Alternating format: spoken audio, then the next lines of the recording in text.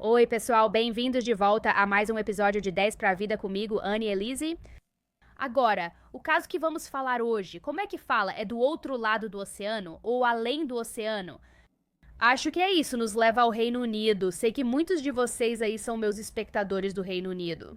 Então hoje é disso que vamos falar.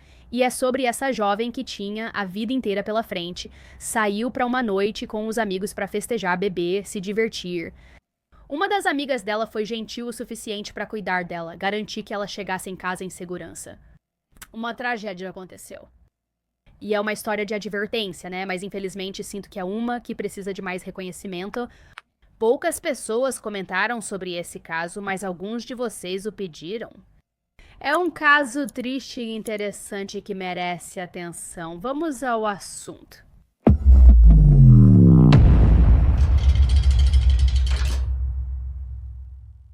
Para quem a conhecia e amava, Kelly Bunker, de 20 anos, era única.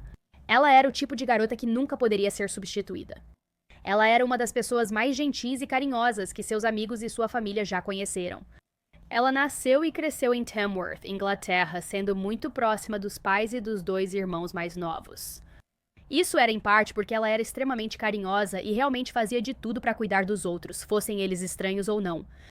Kelly tinha uma aura que fazia todos ao seu redor se sentirem seguros. Você se sentia aconchegada, como se estivesse sendo cuidada. E ela era assim com todo mundo, seja com alguém que acabou de conhecer há 5 minutos, ou com quem já fazia parte do círculo íntimo dela e era amiga dela há anos. Ela tinha grande carinho pela família e amigos. Ela era altruísta, sempre buscando ajudar os outros, mesmo sacrificando tempo e energia para intervir quando necessário. Quero dizer, ela era simplesmente uma ajudante, mas Kelly não era bonita só por dentro. Ela também era muito bonita por fora. Com um corpo pequeno e musculoso, ela parecia uma Barbie viva. Ela tinha um cabelo castanho longo e olhos castanhos penetrantes para combinar. Ela tinha dentes brancos, retos e perfeitos, daqueles que a maioria das pessoas sonha em ter a vida inteira, ou usa aquelas fitas branqueadoras tipo eu, se quiser ter dentes assim. O que mais se destacava nela era o amor pelas crianças. Muitos dias ela cuidava do primo com deficiência. A tia dela tinha vários filhos e Kelly estava sempre procurando uma oportunidade de, ajudar e aliviar um pouco da pressão, realmente ser uma mão amiga para ela. Ela também estava sempre cuidando dos irmãos, fazendo questão de ser o melhor exemplo e a melhor irmã que ela podia ser para eles. Ela sabia que seria uma ótima mãe um dia e Kelly ficava muito animada com essa ideia. Ela sempre falava à família que queria ter ao menos 3 filhos. Ela dizia que ao encontrar a pessoa certa e se estabelecer, talvez até mais. Ela talvez quisesse mais de 3 filhos, mas sempre quis pelo menos 3. Em setembro de 2019, Kelly havia acabado de completar 20 anos. Ela fez 20 anos em 7 de setembro e estava animada com o que a próxima década traria. Ela não era mais adolescente, mas uma jovem mulher animada para construir carreira como professora. E ela até conseguiu uma entrevista para o cargo de professora assistente, e ela estava se sentindo muito confiante e muito bem com isso. A entrevista seria no fim do mês, então ela ainda tinha tempo, mas já estava se preparando e animada. Agora, essa entrevista não era importante para ela só porque era para o emprego dos sonhos dela, mas também porque era na mesma escola em que ela estudou quando era criança. Ela pensava mais na nostalgia, no passado e na infância dela. Também sobre o futuro e as grandes conquistas que ela esperava na casa dos 20 anos. Coisas como estar em um relacionamento sério, se apaixonar, talvez se casar, começar a ter, 3 ou mais filhos. E claro, todas essas coisas iriam sim levar tempo e ela sabia disso. Então, ela também sabia o quanto era importante celebrar o agora e o presente, como comemorar seu aniversário, que ela fazia no dia 18 de setembro. A festa foi estranha, pois o aniversário dela já tinha passado há mais de uma semana. Muitos esperam o fim de semana para comemorar, mas o dia 18 caiu numa quarta-feira, véspera da grande entrevista dela. Sim, era estranho sair e festejar justamente naquela noite, mas era o que Kelly queria. Ela queria se divertir e nada ia impedi-la de fazer exatamente isso. Enfim, Kelly e sua melhor amiga, Monique, tinham planejado ir a um show de rap em Birmingham. Kelly gostava muito de música e havia um rapper britânico em especial que ia se apresentar naquela noite. e Kylie era uma grande fã.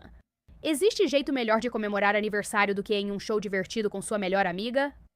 O show foi tudo o que esperavam, mas terminou rápido demais. Monique e Kylie queriam festejar a noite toda e não iam para casa após o show. Então, depois que o show terminou por volta das 10 horas, Kylie e Monique concordaram em continuar se divertindo. Elas ainda queriam sair. A noite não tinha acabado. Então, o próximo destino delas seria um bar boate bem popular chamado Snobs. Câmeras de segurança registram as garotas entrando na boate, bem vestidas e animadas para se divertir.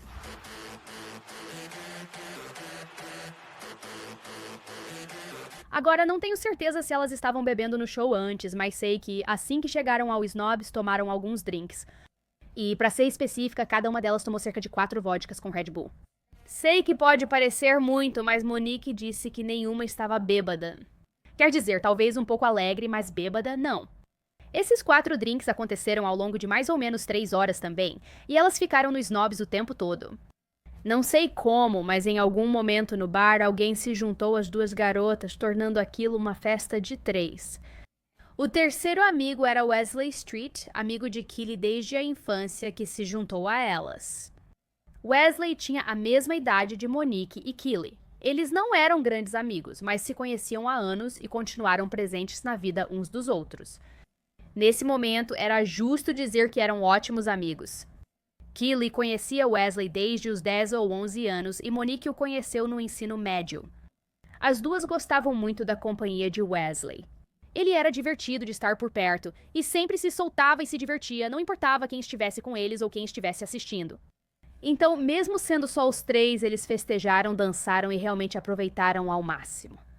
E claro, como vivemos na era das redes sociais, Snapchat, TikTok, todas essas coisas, eles obviamente registraram cada passo da noite. Há vídeos deles dançando, brincando e se divertindo muito em uma animada festa de aniversário.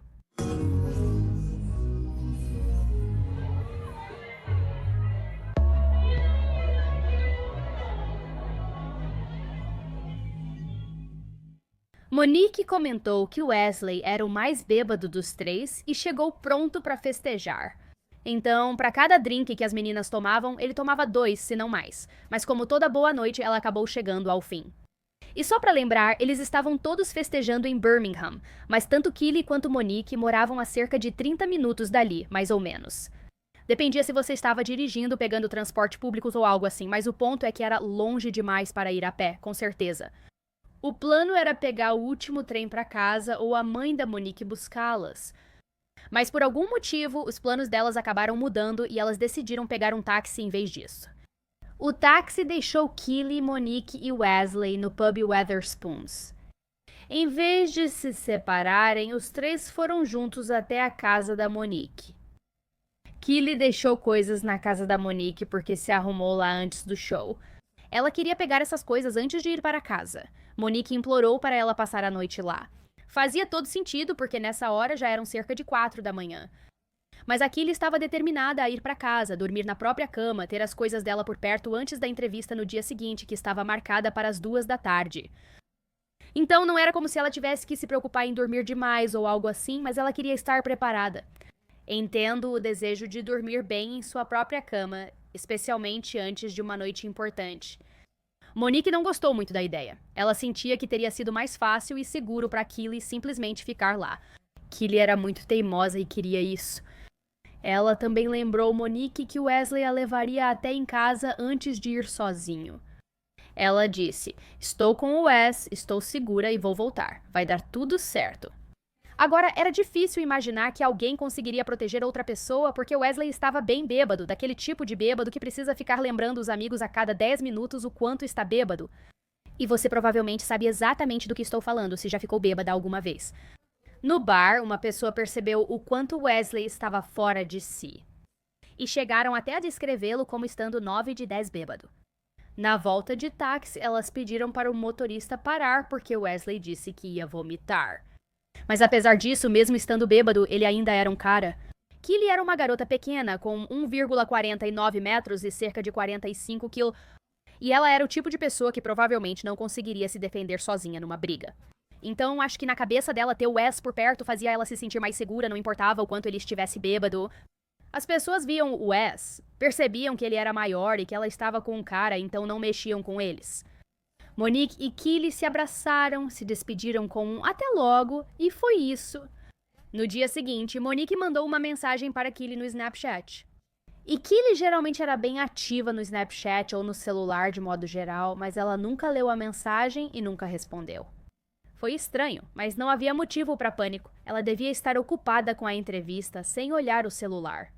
Mas só para ficar mais tranquila, Monique mandou outra mensagem para ela. E essa dizia: "Você está bem? Você chegou bem em casa?" Mais uma vez, sem reação ou resposta, nenhum sinal de que Keely leu. Então, às 2 da tarde, Keely não apareceu para a entrevista de emprego. E isso era extremamente fora do comum para ela. Ela era responsável, pontual e sabia que essa vaga era uma grande oportunidade. Então, era um sinal claro de que algo estava errado. E embora eu não saiba exatamente como a família e os amigos dela descobriram que Keely perdeu essa entrevista, eu sei que assim que souberam disso foi um grande sinal de alerta para eles. E pelo que consegui descobrir, parecia que Monique foi quem realmente começou a tomar providências depois de toda essa situação da mensagem ignorada no Snapchat. Keely já era adulta o bastante para sair e fazer suas coisas sem que ficassem checando onde estava, mesmo morando com a família. Então, eu não acho que a família dela tenha achado algo estranho de imediato. Provavelmente eles só pensaram que ela tinha decidido ficar com Monique de última hora e por isso não voltou para casa. Mas então, quando perceberam que Monique também estava procurando por ela e que ela deveria ter voltado para casa na noite anterior, mas não voltou, eles imediatamente começaram a se preocupar. Keely foi registrada como desaparecida e a polícia logo iniciou a investigação. Mas ao mesmo tempo, Monique estava fazendo sua própria investigação. E dá pra perceber o quanto Keely significava para Monique e o quão próximas elas realmente eram, porque ela não ia simplesmente ficar esperando enquanto os detetives faziam o trabalho deles. Ela queria respostas imediatas para suas perguntas. Monique também lembrava da discussão com Keely na noite passada e da preocupação com sua segurança. Agora parecia que seus maiores medos estavam se realizando. Ela então resolveu falar diretamente com Wesley.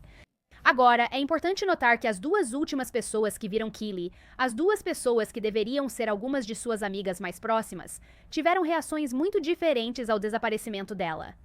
Monique estava extremamente preocupada. Ela queria respostas e, mais importante ainda, queria encontrar sua amiga.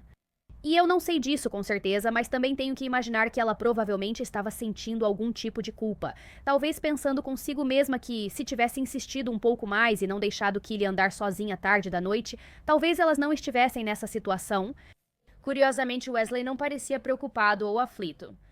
Sinceramente, ele estava um pouco irritado com todo mundo que meio que o cercava de uma vez só com essas perguntas. Eles queriam saber o que tinha acontecido na noite anterior. Keely parecia estranha. Ela mencionou algo, conheceu alguém, coisas diferentes e ele não queria comentar. Eventualmente, porém, ele se abriu. Ele começou a falar sobre o que tinha acontecido naquela noite. Só que era quase como se ele não conseguisse manter a história dele consistente. Ele contou várias vezes sua versão sobre o que aconteceu entre ele e Keely. Cada vez que ele recontava, alguns detalhes mudavam, mas algo sempre permanecia igual. Ele disse que a acompanhou quase até sua casa, mas a deixou perto de uma cabine telefônica. Ele disse que toda a bebida finalmente fez efeito e ele se sentiu muito mal. Ele queria chegar logo em casa, então decidiu não acompanhar Keely até a casa dela. Então, eles se despediram e essa foi a última vez que ele a viu. Essa foi a história dele. Segundo Monique, durante as perguntas, ele agiu com raiva. Ele até mencionou o fato de que todo mundo estava culpando ele pelo desaparecimento de Keely. Não só no sentido de que ele deveria ter feito um trabalho melhor protegendo ela, mas que muita gente acreditava que era culpa dele, que ele tinha feito algo com Keely. Apesar da má atitude, ele foi à casa da Monique para conversar pessoalmente. Ele concordou em mostrar a ela o caminho que fez a pé com a Keely até em casa. Ele mostrou a ela o caminho que fizeram e a cabine telefônica onde viu Keely pela última vez. Os lugares que ele mostrou não eram tão importantes, mas o que mais chamou a atenção de Monique foi a falta de consistência nos detalhes que ele contava sobre a noite anterior. Para ela, parecia que ele sempre se contradizia. Por exemplo, Wesley disse que o motivo de ter deixado Keely na cabine telefônica foi porque toda a bebida tinha feito efeito e ele sentiu que ia passar mal. Mas ele afirmou que nunca passou mal. Como mencionei, ele disse que vomitou só depois de chegar em casa, pois queria fazê-lo em paz. Ele contou que vomitou fora da casa antes de entrar. Então, só pequenas coisas, e eu entendo pequenos detalhes, mas eles não estavam batendo. Não me entenda mal, seria normal esquecer a noite passada se você estivesse tão bêbada. Mas na cabeça da Mônica, o problema não era tanto onde ele vomitou, mas sim porque ele não conseguia se lembrar direito, porque a história dele estava mudando. Por que não dizer logo que nem lembra se vomitou ou onde, em vez de ficar inventando várias versões? Enquanto Mônica notava sinais de alerta conversando com Wesley, a polícia também investigava. E rapidamente estava ficando muito claro para eles que Wesley era a pessoa com quem eles precisavam conversar. Eles tinham dúvidas e só ele podia responder. A polícia chegou e levou Wesley na viatura. Eles pediram para ele levá-los exatamente pelo mesmo caminho que ele tinha feito na noite anterior com Keely, exatamente como ele já tinha feito com Monique. Ele não estava encrencado. Ele não estava preso. Eles só queriam mais informações para que pudessem tornar a investigação mais precisa. E eles sabiam que entender o trajeto de volta para casa definitivamente os ajudaria. Então, de novo, nada demais, nada pessoal. Ainda assim, Wesley sentia que era um ataque pessoal. Ele estava com atitude ruim e um ar de coitado quando a polícia o abordou e fez perguntas simples. Se fosse seu amigo desaparecido e você fosse a última pessoa a vê-lo, não faria de tudo para trazê-lo de volta são e salvo? Você não sentiria culpa ou responsabilidade pensando que, se tivesse bebido menos ou levado seu amigo até a porta, isso poderia ter sido evitado? A não ser que você estivesse tentando esconder algo, como os investigadores suspeitavam. E quanto mais eles conversavam com Wesley, mais eles pensavam nisso.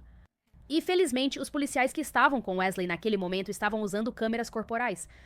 Assim, podemos ver por nós mesmas exatamente como ele estava agindo. Não é quando você quer que a gente volte para o lugar, Carlo. Vou pegar o avião. Ninguém está te culpando. Você disse, quando eu estava na casa, que tudo o que eu precisava fazer era falar com o policial. E então eu poderia ir procurar a Keely. E aí, você tira meu celular de mim.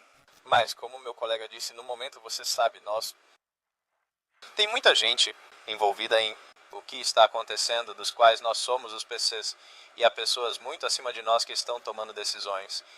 Mas é só que eu não, porque agora, quando você disse que vai pegar meu telefone, agora eu sinto que você está me culpando. Nós não fizemos isso nenhuma vez desde que estamos sentados neste carro. Acho que seu pai pode confirmar. Nós não te culpamos por nada nenhuma vez. Fizemos isso porque nossos chefes pediram que assumíssemos parte da responsabilidade na cena. Precisamos seguir. Dirija. O caminho. Estamos apenas seguindo essas instruções. Sei que você tem muitas perguntas. Eu sei, sabe? Seus pais provavelmente têm muitas perguntas, mas eu acho que é óbvio, sabe? É óbvio quando eu digo que estivemos com você, então eu não posso responder essas perguntas porque estivemos sentados no carro. Eles têm que fazer o que mandam. E do lado da polícia, eles têm tipo uma lista de verificação. Devem garantir que seu telefone não tem nada. Sim. E eles meio que têm que te esmagar. É, acho que sim. Isso não é só por fazer. Eles obviamente fizeram isso por um motivo. E é pra ajudar, então... Isso é tudo o que queremos fazer. Queremos ajudar. E é assustador. E eu sei, e eles entendem isso. É assustador, tudo bem. Eu só não quero que ele, tenha que vasculhar meu Google. Não, eles não estão. Não. Mas, Wesley, tudo o que vamos procurar no seu celular são coisas que tenham a ver com você e ela. Tudo bem. A gente não liga pra você, Google. Você sabe, a gente não tem permissão pra procurar esse tipo de coisa, porque... a gente não precisa, né? Ah, literalmente. Porque ele tem um parceiro transparente. É só isso. Ele não entende. Agora, eu sei que esse trecho não foi muito longo, mas ainda assim acho que foi muito revelador porque mostrou como Wesley estava agindo de forma irritada e reclamando do jeito que todos estavam culpando ele, ao invés de realmente tentar ser, sabe, útil. E como você viu no final daquele trecho, né, os policiais pediram para ver o celular do Wesley.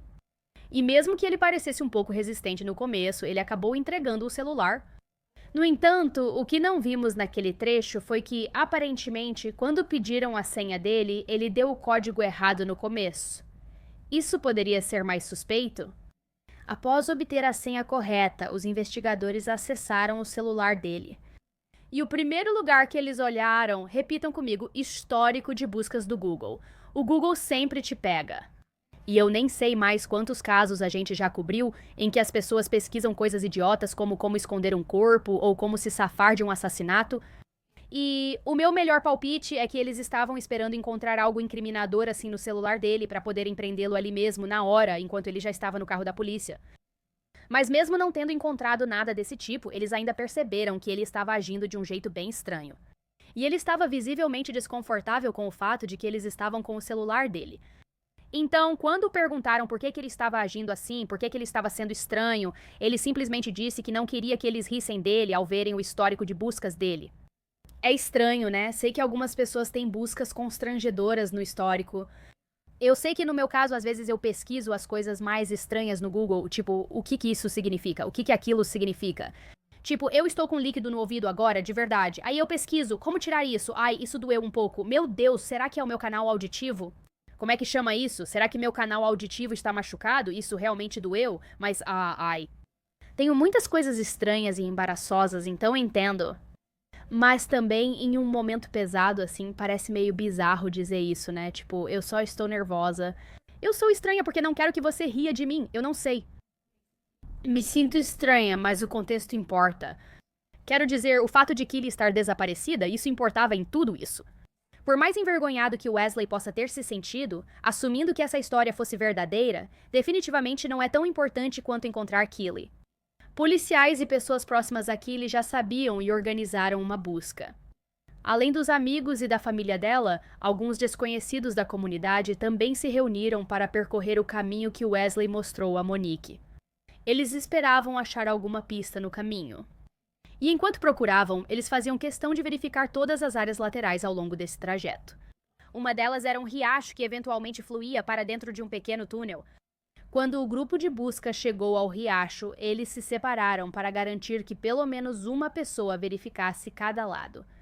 Enquanto verificavam por volta das 9 da noite, todo o grupo de busca ouviu um grito. Foi tão intenso que sabiam que só podia significar uma coisa.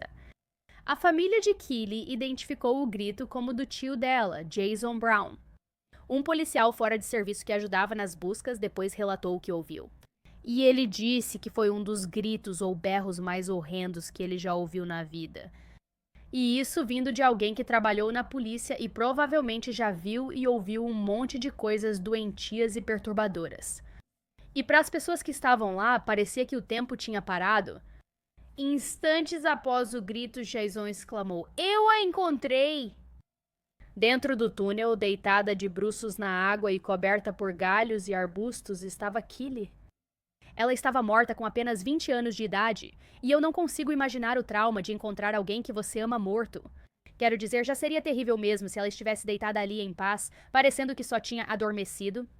Mas esse não foi nem de longe o caso dela, foi muito pior. A legging preta e a calcinha dela estavam abaixadas e presas nos tênis, o que fez Jason perceber que ela havia sido agredida sexualmente ao ser morta. Além disso, o cabelo castanho escuro dela estava preso nos galhos, com parte pendendo na água turva. Bem, Jason ficou tão chocado com essa descoberta e também um pouco em pânico que seu primeiro impulso foi segurar Kylie pelo braço e tentar levantá-la para fora da água. Mas então ele viu que ela não podia mais ser salva. Ela estava morta e a área virou cena de crime, precisando ser preservada. Depois, a polícia concluiu que Kylie foi morta por estrangulamento e confirmou o abuso sexual, algo evidente desde o começo. O laudo da autópsia revelou que Kylie tinha cerca de 100 ferimentos, incluindo hematomas no rosto e arranhões na testa e pescoço. O lábio inferior dela apresentava laceração, hematomas profundos no rosto e hemorragia no revestimento da boca. Mostrou álcool no organismo, como já sabíamos, pois ela bebeu, mas não estava bêbada. A autópsia mostrou que ela estava abaixo do limite legal para dirigir. No entanto, na autópsia também foram encontrados vestígios de maconha e metileno-dioximetanfetamina, que é conhecido como ecstasy ou Molly. Nos resultados, havia uma citação afirmando que isso não teve efeito significativo em Keely, nem explica a causa da morte dela. Embora estivesse em seu organismo, não tinha relação com a causa da morte. Após o corpo ser encontrado, Wesley foi preso por ser o último a estar com ela. Ele foi o último a vê-la e estava agindo muito suspeito. Os investigadores estavam certos de que tinham o suspeito certo e, ao prendê-lo, ganhariam tempo para encontrar provas ou conseguir uma confissão. Wesley, preciso que me ouça. Você está preso por suspeita de assassinato. Ok, você não precisava dizer nada. Minhas perguntas serão citadas no tribunal. Tudo o que disser pode ser prova, certo? Agora vou te levar à delegacia. Vamos resolver todo o resto lá. Certo, ok. Meu colega vai ficar aqui com sua mãe e seu pai. Certo. Só para mantê-los seguros. Certo. Você consegue se mover um pouquinho, amigo? Tudo bem. Porque eu vou sentar ao seu lado. Vou sentar aqui. Certo. Pegue o cabo do seu pai.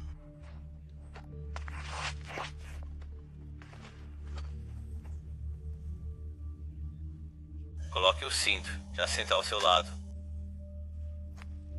Carregador de celular do papai. Tudo bem, Sharp? Carregador de celular do papai. Legal.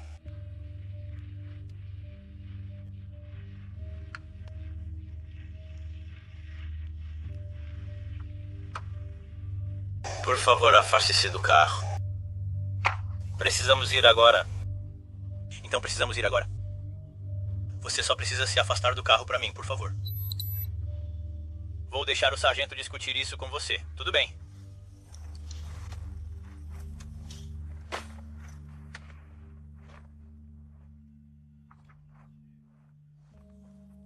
Os investigadores estavam realmente torcendo pela confissão, esperando que ela viesse. Mesmo sem a confissão imediata, eles estavam certos de que logo conseguiriam provar que ele fez aquilo. Talvez eles encontrassem alguma evidência física no corpo da Keely, ou talvez até uma testemunha aparecesse. Era só uma questão de conseguir o que precisavam. Tenho certeza que isso não surpreende, mas o Wesley não colaborou. A caminho da delegacia, a polícia perguntou se ele tinha dúvidas sobre a prisão e ele disse que não. E em um momento, ele até comentou o quanto estava com fome e perguntou se teria comida na delegacia. Bem casual, quase parecia o Wesley de antes, sabe? Aquele que se sentia vítima das perguntas constantes sobre a noite dele com a Keely. É como se aquela versão dele já tivesse ido embora há muito tempo. Ele parecia calmo, mas só fingiu estar bem e negou o envolvimento no desaparecimento e assassinato dela. Exceto que quando ele deu seu depoimento, acabou mudando sua história 4 vezes no total depois de ser preso. Ele simplesmente não conseguia manter a mesma história ou manter os detalhes corretos. O único ponto consistente em todas as histórias era a tentativa dele de convencer os investigadores de sua inocência. Mas, spoiler, eles não acreditaram. No começo, ele negou que tivesse havido qualquer tipo de encontro sexual entre ele e Keely. A história dele era que ele a deixou na cabine telefônica e, sabe, foi só isso. Depois ele foi embora e não teve nada a ver com o desaparecimento dela ou com o que aconteceu com ela. Ele não esteve no parque onde acharam o corpo dela, mas a polícia revelou que sabia. Eles tinham imagens de câmeras de segurança que o colocavam naquela área. O sistema de posicionamento global do celular dele indicou que ele estava perto do corpo na hora da morte. Então, como não tinha escolha, Wesley, agora encurralado, mudou sua história de novo porque sabia que não havia como explicar tudo isso. Vamos falar dessas provas entre 4h28 da manhã. E 4h52 da manhã, o celular do Wesley não estava mostrando a localização do sistema de posicionamento global dele. Às 4h54, o celular dele foi localizado ao norte do parque, onde depois encontraram o corpo da Keely. Nesse momento e local, câmeras de segurança flagraram uma pessoa, possivelmente Wesley, fugindo do parque. Ele correu até desaparecer de vista. Wesley foi flagrado por várias câmeras de segurança durante a noite, inclusive antes da morte da Keely. Foi fácil rastrear o paradeiro exato dele em certos horários.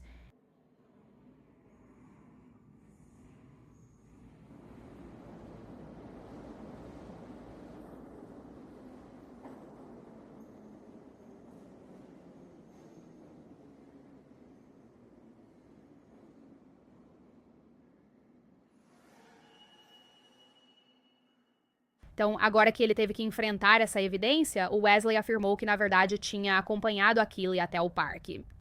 Quando chegaram, agiam de forma boba. Ele, ainda bêbado, deu carona nas costas para Keely, brincando. Mas, de alguma forma, a Keely caiu das costas dele. Supostamente, ela bateu a cabeça em um poste de portão e então ficou inconsciente.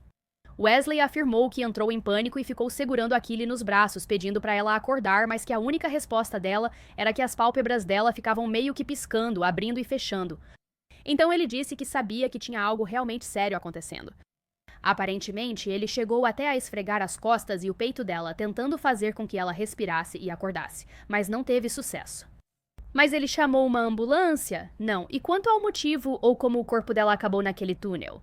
O que, para ser justa, eu duvido que Wesley sequer tenha pensado em inventar uma desculpa para explicar por que ele largou o corpo, já que ele simplesmente inventou esse monte de besteira, mas ele ficava mudando a história dele várias e várias vezes. E os investigadores também nunca acreditaram na história dele. Quando ele já tinha inventado essa explicação, o laudo da autópsia de Keely já tinha saído e a causa da morte dela foi estrangulamento. Não havia sinais de trauma na cabeça ou cérebro, então ela claramente não caiu nem bateu a cabeça. Então, Wesley percebeu novamente que a história de cobertura dele não estava batendo, a polícia não estava acreditando. Mais uma vez, ele mudou sua história. Agora ele disse, ok, a gente estava flertando e houve algum toque sexual, seja lá o que isso signifique, mas não houve sexo. Mas ele não explicou como esse flerte e toque sexual levaram ela a acabar morta em um túnel.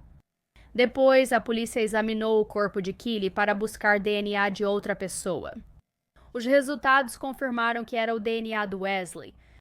Ao saber dos resultados, ele mudou novamente sua versão. Exceto que essa foi a última e definitiva versão que ele contou. Ele afirmou que ele e Keely estavam andando a caminho de casa, apenas flertando inocentemente um com o outro. Ele disse exatamente, não era um flerte com toques ou algo assim. Bastava trocar olhares provocantes. Ele disse que ao chegarem ao parque começaram a se beijar e ele perguntou, "Você quer transar comigo?" Segundo ele, ela confirmou e ele enfatizou esse ponto.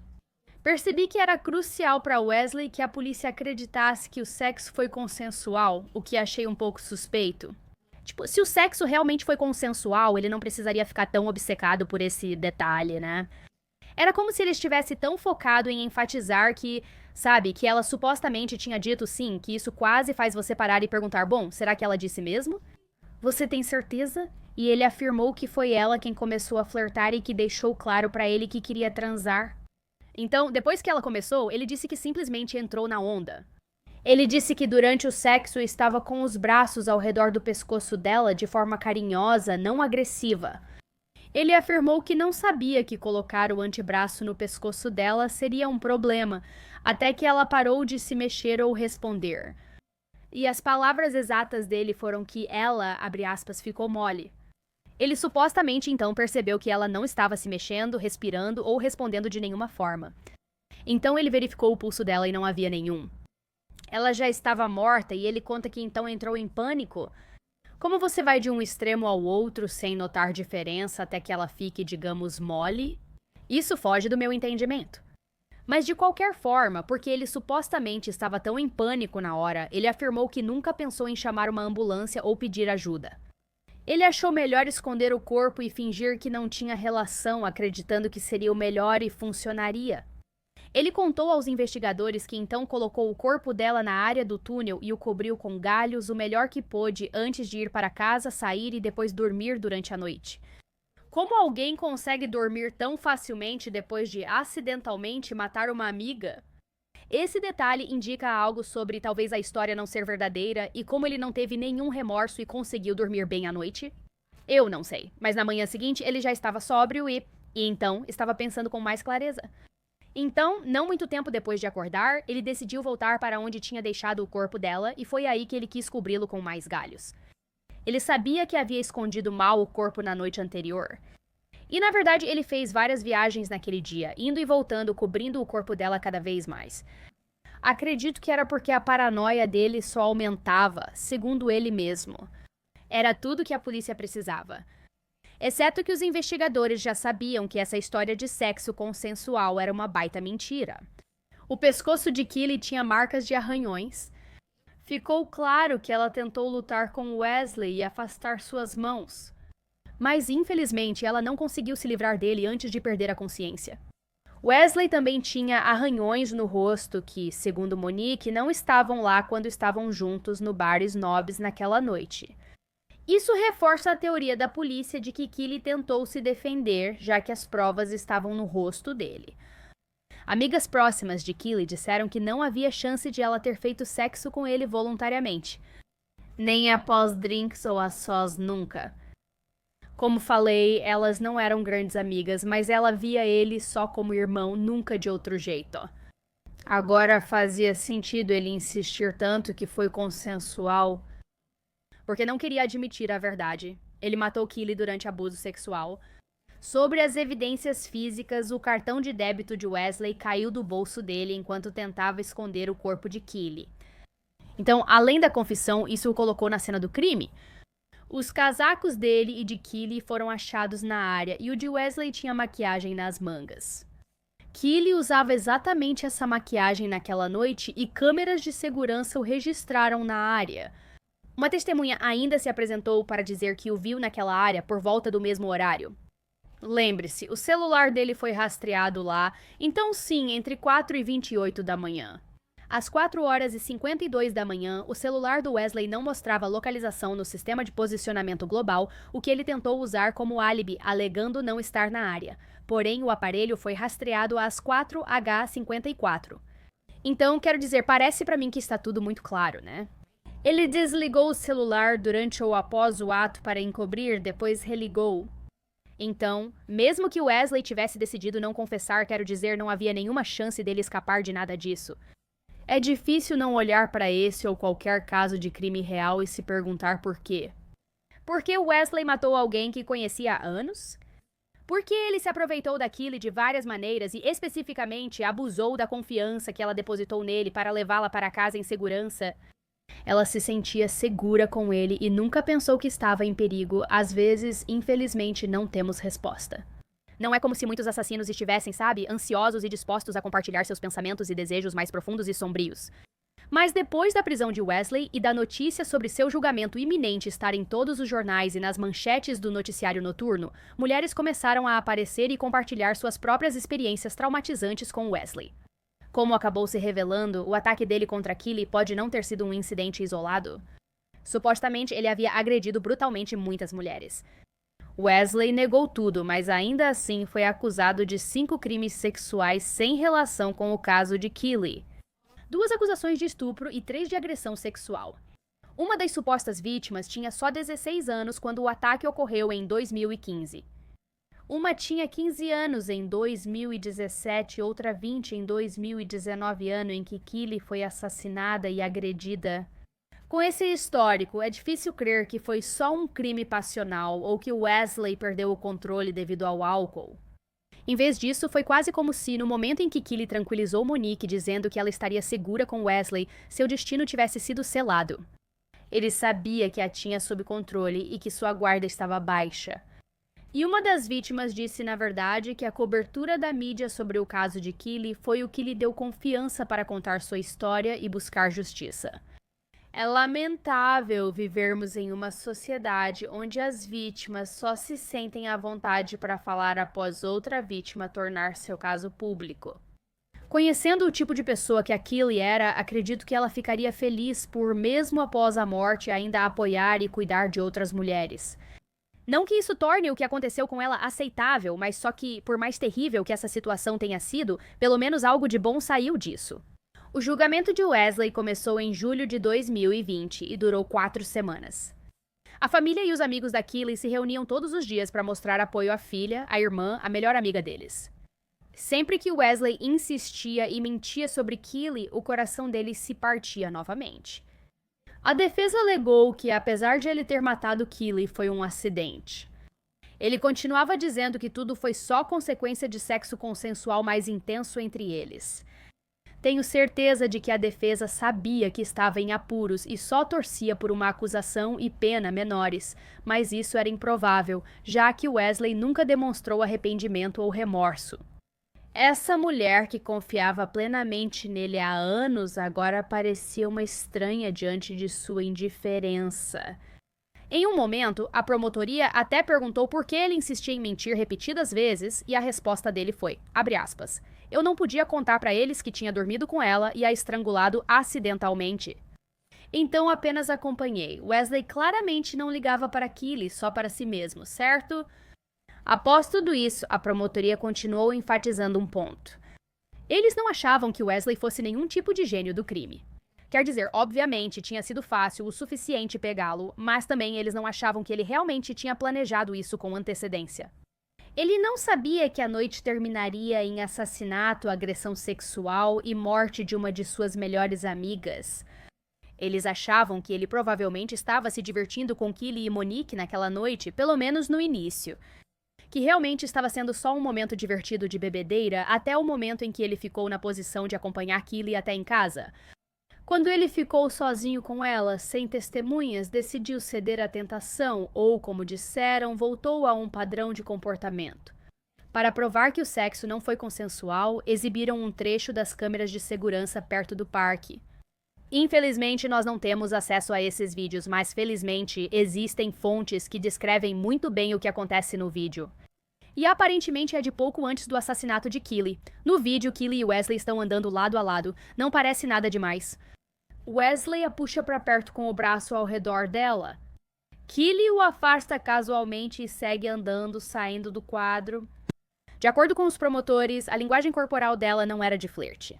Não era o jeito que você agiria se estivesse tentando iniciar sexo consensual com alguém. Ela estava claramente sinalizando que não estava interessada.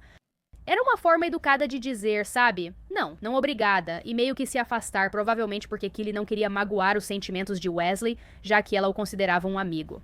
Mas ainda assim, até mesmo um não, dito de forma gentil, ainda é um não.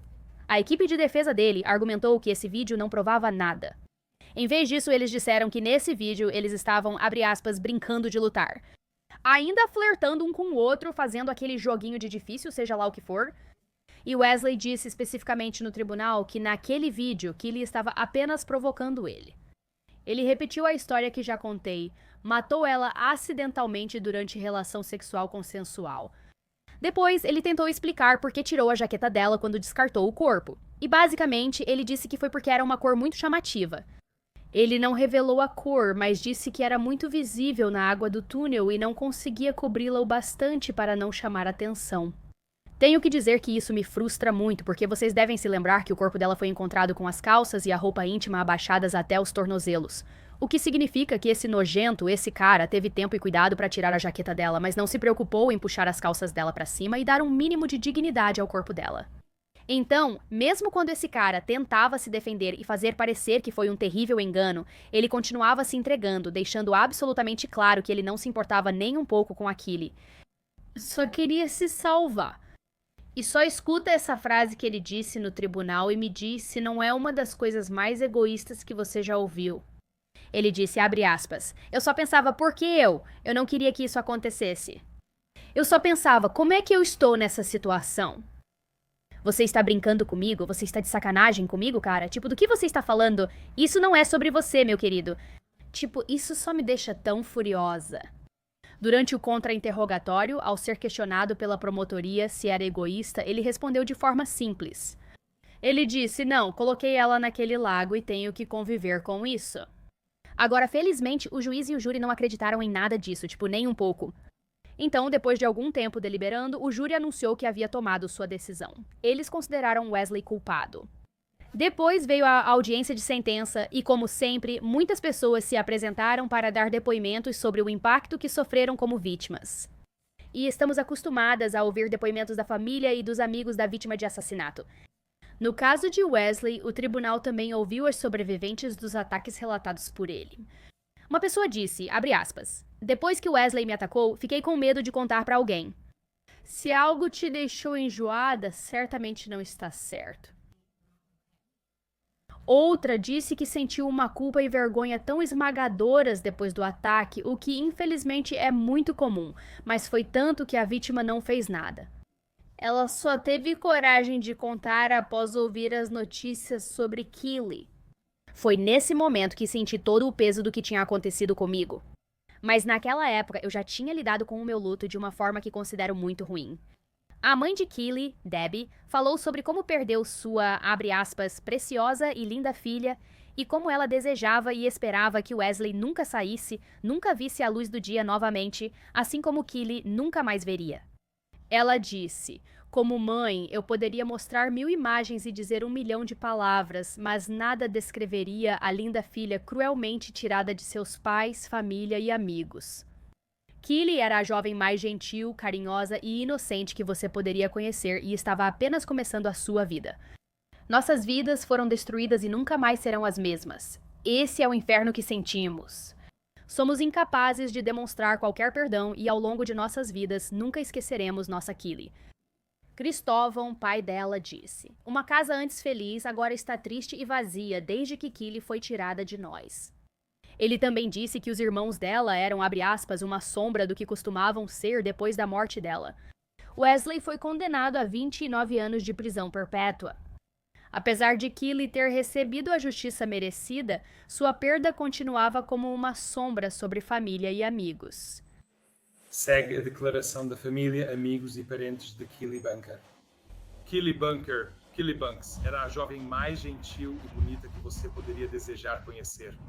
Keely era compassiva, atenciosa em público, carinhosa e sempre colocava os outros antes de si mesma. Sempre. Keely amava todos sem limites e sempre estava disposta a ajudar. Tinha muitos amigos. Ela não tinha noção de quantos amigos tinha. Todos a amavam, nunca poderíamos esperar mais da Keely. Ela era perfeita. A vida dela foi tirada de forma tão cruel cedo demais. Keely tinha muitos sonhos que agora foram todos roubados dela e de nós, sua família e amigos. Nós não veremos Keely se casar, ter filhos, aproveitar qualquer feriado ou seu trabalho. O mundo era dela e Keely estava apenas começando a viver uma vida feliz. Para a família de Keely, o julgamento nunca será suficiente e não trará Keely de volta. Sentimos tanta falta dela. Nunca, jamais esqueceremos o quanto nossa vida perdeu sem a Keely. Com todas as lembranças que sempre guardaremos com carinho, te amamos, Keely. E a polícia declarou o que todos agora já sabiam. Percebo a audácia e a arrogância dele ao se vitimizar, questionando por que o culpam, sendo que deixou ela na cabine telefônica, sabendo onde estava, o que fez e todo o esforço para esconder e atrasar que a encontrassem. Assim como Keely, a amiga dela confiou em Wesley para levá-la para casa, mas só ele é responsável por ela não ter chegado.